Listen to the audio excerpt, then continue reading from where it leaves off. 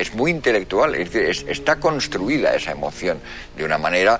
Lo mismo que está construida la emoción en el cine, al final está casi siempre construida en Hitchcock o en alguien por el estilo, que creo que tiene bastante que ver en algún sentido. Hay un decalaje de planos para llevarte a la emoción. Y que monta una especie de suspenso en la escena. Por ejemplo, la escena esta en que van a fusilar a los marinos y les echan encima la lona esta, que aparte de una manera económica de no ponerles a cada uno una venda o algo por el estilo, y casi meterlos ya en el saco en el que se supone que los van a tirar al mar, la verdad es que tiene un dramatismo enorme porque ellos no ven, parece que van a tirar a bulto y se preguntan si les va a tocar, luego cambia la historia y al final se ve cómo se desinfla la lona vacía una vez que se han liberado porque han respondido a la llamada hermanos y han decidido no fusilarles.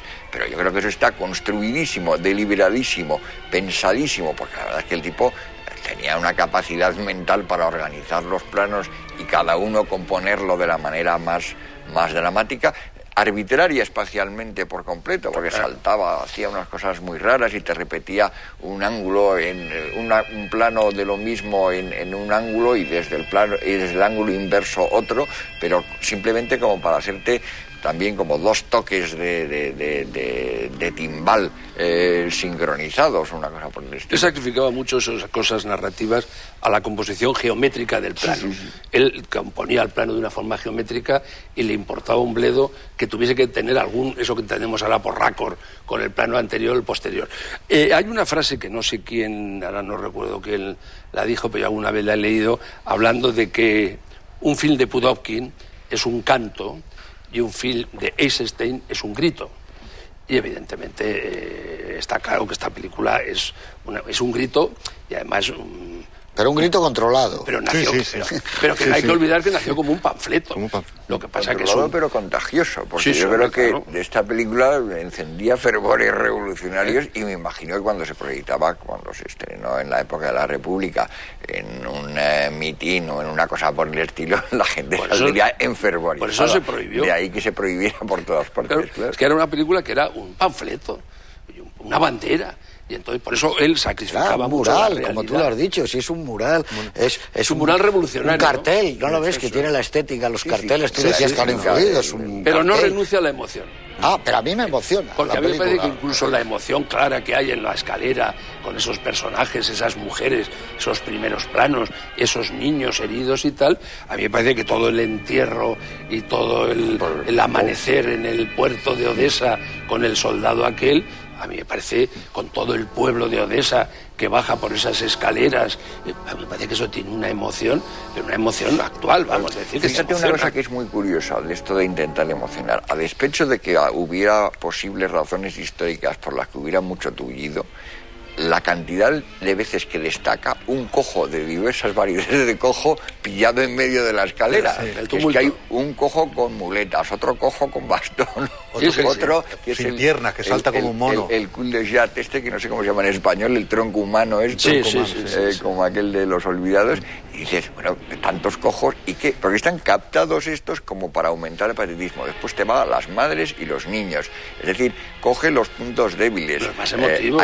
Luego es como ese juego que hay a lo largo de toda la película con las gafas de todo el mundo. Cuando alguien sale con gafas, le saca partido a las gafas y además le saca partido significativo, estético, te utiliza la forma de la gafa, cómo se la lleva, se la quita, se la pone, los destellos que hay de reflejos en las gafas, o sea, dice, no desaprovecha lo más mínimo. A mí me parece que son de esas técnicas que es una concepción del cine que otros no la tienen. Renoir, por ejemplo, no la tiene, y en cambio Hitchcock o la tienen muy clara, que es cada cosita que tengo está ahí, uno, porque quiero, y lo he decidido y pensado 100 veces, y segundo, a eso lo voy a exprimir y le voy a sacar la última gota de partido dramático, de sentido, de metáforas, de lo que quieras.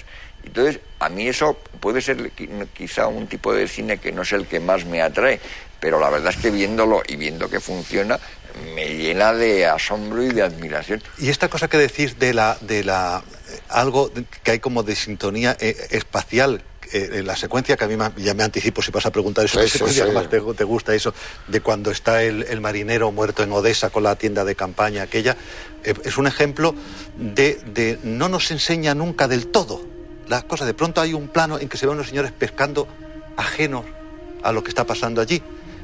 No vemos nunca por qué sitúan esa misérrima tienda de campaña en aquel sitio que parece que está cerca del mar y todo. La cámara solamente, yo he contado que se mueve en 3 ocasiones, muy poco, una panorámica, que es cuando van por el pantalón aquel, por el puente, se mueve así. No nos enseña nunca nada. Los movimientos para sus teorías del montaje eran una complicación. Claro, lo que pasa es que no se nota mucho porque los planos son muy cortos los planos. Y segundo, hay tal movimiento de un plano a otro. Claro, que no hace falta. Porque, por ejemplo, está lleno de travelings, la escalera está llena de travelings. Y de unas grúas que no sé cómo demonios las harían. Eso iba a preguntar, eso cómo se hacía. Ni si la habían puesto en unas vías de algo o usando las grúas del puerto o alguna cosa por el estilo, porque hace unos movimientos y se colocan en unos sitios bastante alucinantes, ¿no? Pero no se nota casi porque nunca da lugar a que un plano dure lo suficiente como para que casi percibas más que el arranque del movimiento. Pero eso de que solamente nos enseñe parcialmente, a mi juicio, al menos a mí me da una especie de potencia, eso que decías, que al final es como una especie como de grito. Hay un misterio ahí. Él contaba, que me imagino que será verdad, porque eso lo he leído yo en alguna declaración de estos libros que hay sobre Eisenstein, que en el primer guión, evidentemente no existía la escalera de Odessa, que no existía, ni en las notas previas. Y cuando él estuvo allí para rodar o para localizar o lo que sea, al ver la grandeza de la escalera, y cuentan, que no sé si estará en otros libros, que a él se le ocurrió la secuencia al ver la escalera y con unas cerezas, que había unas cerezas en las escaleras que él tocó con los pies y vio cómo las cerezas iban dando vueltas bajando las escaleras. Y que entonces él, de repente, pues se le iluminó el cerebro y dijo, bueno, aquí puedo hacer una secuencia y bueno, ya ves. Sí, además eso es normal que haya sido. Es normal que ocurre una secuencia al ver un escenario. Claro, por supuesto. Y además el personaje que él cuenta, él estaba arriba del todo, que aquí en la película se ve alguna vez la estatua esa de un duque, me parece que se llamaba Richelieu, que era un duque francés que llegó a ser gobernador de Odessa. Dice, yo estaba arriba del todo, al lado de la estatua de Richelieu, y dice, y de repente vi aquella escalera impresionante hacia abajo, y luego dice que tocando unas cerezas, vio como las cerezas iban bajando. Sí, creo que lo que hubo fue otra escalera que además no estaba cerca del mar. Entonces, claro, se cogió esta escalera porque bonita, tenía la vista al mar. Claro. Y luego los fragmentos tiene también otra explicación. El barco estaba en rada, inmovilizado completamente. Claro. Entonces lo que te hace es que te coge ángulos con una fuga para que se vea un poquito de mar y hasta parezca que se mueva en algunos momentos. Yo no he estado en Odessa nunca, pero debe ser una ciudad que está muy arriba porque hay muchas escaleras. Sí, todo el pueblo baja por una escalera. Debe ser esa típica ciudad portuaria que va subiendo por una colina. Y entonces también es impresionante todo el pueblo de Odessa bajando por esas escaleras más estrechas. Que por cierto, yo no he estado, pero sí he visto en internet las fotografías de la escalera famosa actualmente. Son 192 escalones, creo, y es mucho más pequeña, está reconstruida y no tiene nada que ver. Y que tiene una cosa curiosa que supongo que él aprovecharía también, y es que los escalones abajo son el doble de ancho que arriba, o sea que va haciendo así. Es mucho más pequeña, claro, le sacó un partido enorme.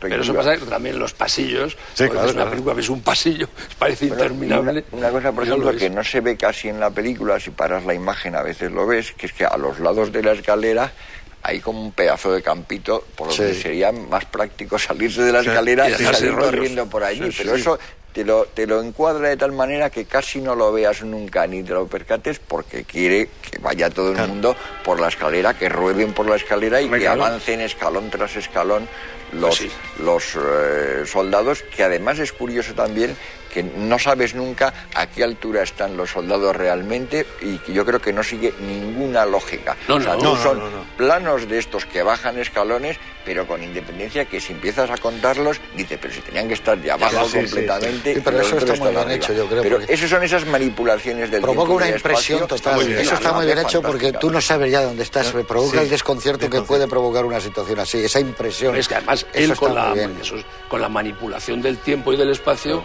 creaba un nuevo espacio temporal. Sí, él cogía. Por eso dices que se mueve muy poco la cámara. Él tiene unos fotogramas y son como las notas para hacer una sinfonía. Sí. Es lo que él hace. Y dice, ahora voy a ilustrar esta sinfonía en celuloide. Yo creo que es que, claro...